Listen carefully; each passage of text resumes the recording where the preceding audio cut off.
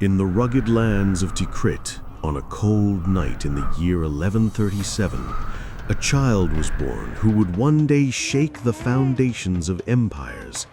He was named Yusuf, the son of Ayyub, but the world would remember him by another name, Salahuddin, the righteous of the faith.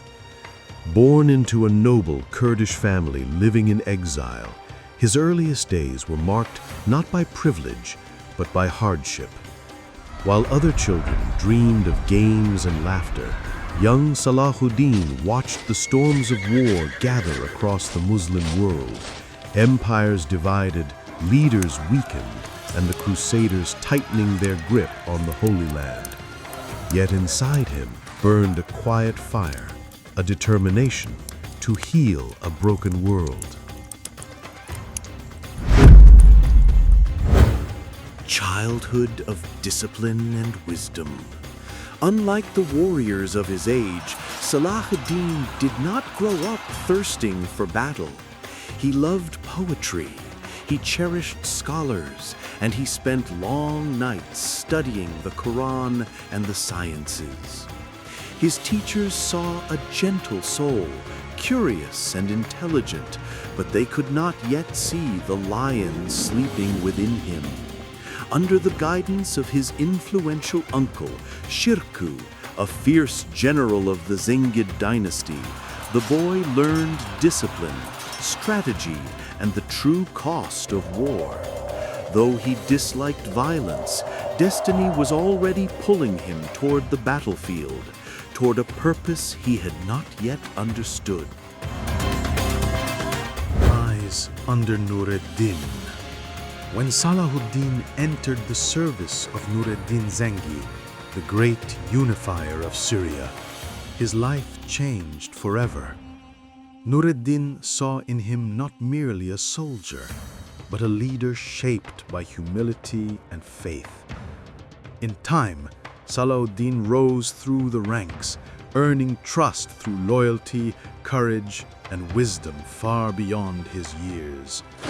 He accompanied his uncle Shirkuh to Egypt during the political chaos of the Fatimid Caliphate. After Shirkuh's sudden death, the commanders turned to the man least likely to seek power, the quiet Yusuf ibn Ayyub, and thrust upon him the role of vizier of Egypt. Against his own desires, he accepted, realizing that this was God's path for him. Salahuddin becomes Sultan of Egypt. In Egypt, Salahuddin faced intrigue, corruption, and threats from every direction. From the Crusaders, from internal rebels, even from those who doubted his loyalty. Yet he ruled with justice, bringing stability to a land torn by years of chaos. In 1171, he abolished the decaying Fatimid Caliphate and restored Egypt to Sunni rule, becoming its sultan. But his ambitions were not for himself. He dreamed of a unified Muslim world, strong enough to defend its lands, its people, and the sacred city of Jerusalem. And so, with patience and diplomacy, he united Egypt and Syria, not through oppression, but through respect, alliances, and the power of his character.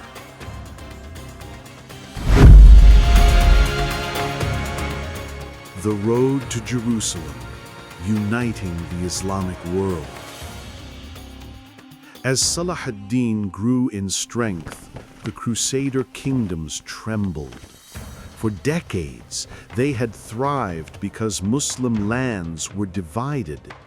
But Salahuddin ended that division.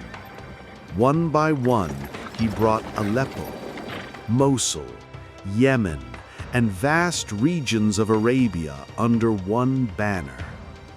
Not to build an empire, but to build unity. When the brutal Crusader Reynald de Chatillon broke treaties, raided caravans, and murdered innocents, Salahuddin swore an oath, not of revenge, but of justice. The time had come to defend the Holy Land.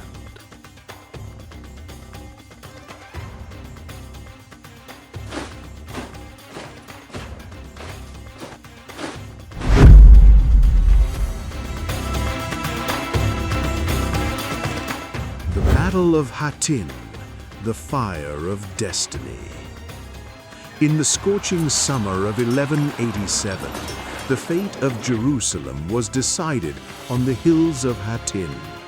Salahuddin's forces surrounded the Crusader army, cutting off their water, their hope, and their strength. As the sun blazed overhead, the Crusader ranks shattered. Princes fell, knights perished, and the once mighty Crusader kingdom collapsed in a single day. Salahuddin personally captured King Guy of Jerusalem and ended the tyranny of Reynold with his own sword, fulfilling his promise of justice. But even in victory, he remained merciful, sparing prisoners, offering water, and protecting women and children.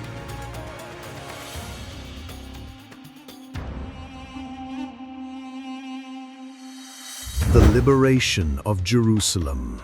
After nearly a century under Crusader rule, the Muslims marched toward Jerusalem. But this time, there would be no massacre, no burning, no spilling of innocent blood. When the city finally surrendered, Salahuddin entered not as a conqueror, but as a guardian. He ordered his soldiers to protect churches and Christian pilgrims, to treat captives with dignity, and to rebuild a city scarred by war.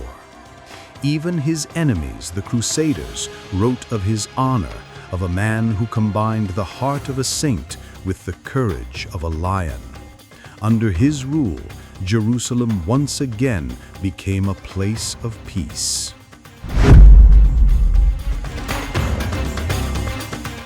Legacy of the Lion of Islam.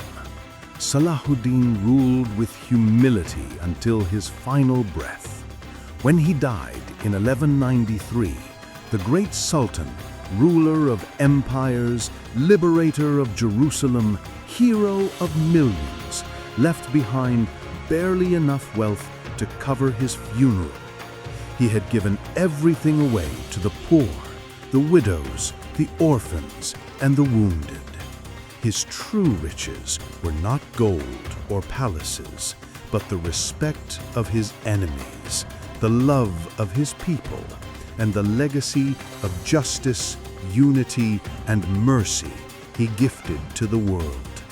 Centuries later, his name still echoes like thunder across history, a reminder that greatness is not measured by the sword alone, but by the compassion that follows victory.